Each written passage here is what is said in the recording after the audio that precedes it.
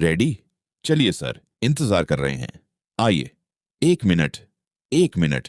शादी सिर्फ राज की है, लेकिन यह हमारे पूरे परिवार के लिए बहुत महत्वपूर्ण अवसर है।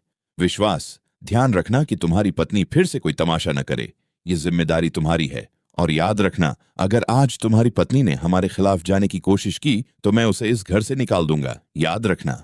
मैं भी यही चाहता हूं डैड, लेकिन ऐसा हो कि नुकसान सिर्फ आरंभी का हो, टंडन परिवार का नहीं। आप चिंता मत कीजिए डैड, मैं उसे संभाल लूंगा। यही तुम्हारी जिम्मेदारी है, समझे विश्वास? हर समय उस पर नजर बनाए रखना। तुम्हें पता है ना, सावधानी हटी तो दुर्घटना घटी। आई नो डैड, आरंभी का कोई भरोसा नहीं है। हमारे मना करने और धमकी देने के बावजूद भी वह दहेज वाली बात का मुद्दा बना सकती है। इसलिए आज मुझे हर समय उसके आसपास ही रहना होगा। मैं अभी आता हूँ। आरंभी, तुम लाख कोशिश कर लो, लेकिन मैं तुम्हें अपनी मनमर्जी नहीं करने दूंगा। डैड पहले से ही तुमसे बहुत नाराज हैं। इस बार मैं तुम्हें इस घर से बाहर करके ही दम लूंगा। आज टंडन हाउस में तुम्हारा आखिरी दिन होगा। Thank God. आरंभी ने मुझे पहचाना नहीं। तुम्हें क्या लगा था तुम मुझे घर से निकाल दोगी और मैं हमेशा के लिए चली जाऊंगी? नहीं आरंभी, मैं यही हूं तुम्हें हारते हुए देखने के लिए। आज यहाँ जो भी सनसनी मचने वाली है उसके केंद्र में तुम ही होगी, क्योंकि हर स्कैंडल की शुरुआत हमेशा तुमसे ही होती है, लेकिन इस बार शुरुआत तुम्हारे अंत की होगी। तो सब तैयार हैं ब्रेकिंग न्यूज के लिए? बिल्कुल तैयार हूं, लेकिन धमाका होगा कब? अरे होगा मेरे भाई, जरा सब्र रख। मशहूर होने के लिए भी धैर्य चाहिए। वैसे अगर तेरी जिंदगी में भी कोई हीरोइन आ जाए तो मजा ही आ जाए। तेरा भाई तो हीरो है, अब बस कोई ऐसी लड़की मिल जाए जो हीरोइन बनने का दम रखती हो। बात तो सही है, लेकिन किसी को अच्छा लगे या बुरा, इस घर में दहेज लेने का पाप मैं नहीं होने दूंगी। मैं यहाँ अपनी हीरोइन ढूंढने नहीं, टंडन परिवार की बर्बादी देखने आया हूँ। मेरी पहली प्राथमिकता वही है। उसके लिए अगर किसी हीरोइन को नजरअंदाज भी करना पड़े तो मुझे कोई फर्क नहीं पड़ता। क्या बात है, हीरोइन के ख्यालों में खो गए क्या? नहीं, मैं तो बस यही सोच रहा हूं कि ये न्यूज कितना बड़ा तहलका मचाने वाली है। तुम बस देखते जाओ, अब असली खेल शुरू होने वाला है।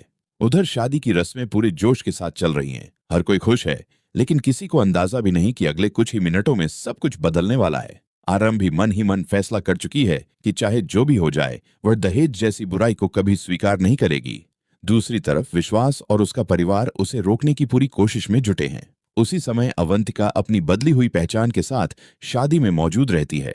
किसी की नजर उस पर नहीं जाती, लेकिन उसकी नजर हर पल टंडन परिवार पर टिकी रहती है। अचानक उसकी नजर एक ऐसे बैग पर पड़ती है जिसमें दहेज से जुड़े सभी दस्तावेज और 100 करोड़ रुपए के लेन देन के सबूत मौजूद होते हैं। वह तुरंत उन सबूतों की तस्वीरें लेकर मीडिया और पुलिस को भेज देती है। कुछ ही देर बाद शादी के मंडप में पुलिस की एंट्री होती है। पूरा माहौल सन्न रह जाता है। एसीपी ऊंची आवाज में कहते हैं, हमें सूचना मिली है कि इस शादी में दहेज का अवैध लेन देन हुआ है। जब तक जांच पूरी नहीं हो जाती, कोई भी व्यक्ति यहाँ से बाहर नहीं जाएगा। ये सुनते ही टंडन परिवार के होश उड़ जाते हैं। विश्वास समझ जाता है कि अब खेल उसके हाथ से निकल चुका है, लेकिन तभी एक ऐसा सच सामने आता है जिसकी किसी ने कल्पना भी नहीं की थी। पुलिस बताती है कि जिसने शिकायत की है वह आरंभी नहीं बल्कि कोई और है। सभी की नजरें इधर उधर घूमने लगती हैं। तभी भीड़ में खड़ी वह रहस्यमयी महिला आगे आती है और अपना नकाब उतार देती है। उसे देखकर हर कोई दंग रह जाता है। वह अवंतिका होती है।